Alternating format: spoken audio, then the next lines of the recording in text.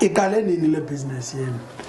Dallas Agri Park simenze ngo-2015 apho ke saqala sa launcha ikopolotyeni ongonomkhulu apha Eastern Cape namalungu ayi 5781 onguazwelakhe Primary Agricultural Cooperative, and then sadibana inguazwelakhe Unciba Group Enterprise neHumanstop Co-op nge-share split ka 51%, iazwelakhe local shareholding 14%, Unciba Group Enterprise, which is a company yam nekatata, then yam 65% in local content, and then with 35% ke ngoku ibe nguHumanstop Co-op.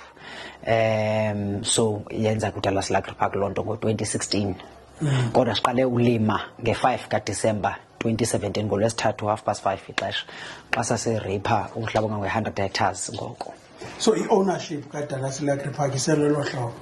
Iselolo hlobo i-ownership kaDallas Agri Park, kodwa ke kuyabonakala uba kule season siya kuyo kuza kubakho inguquko kuba iHumanstop eyenza ngakakuhle kwizinto zayo kwinto ye-citrus. As a result iyavakala bengathi bangaphuma apha kuthi, so into ke iza kwenza ke ngokuba i-local content ishiyeke 100%.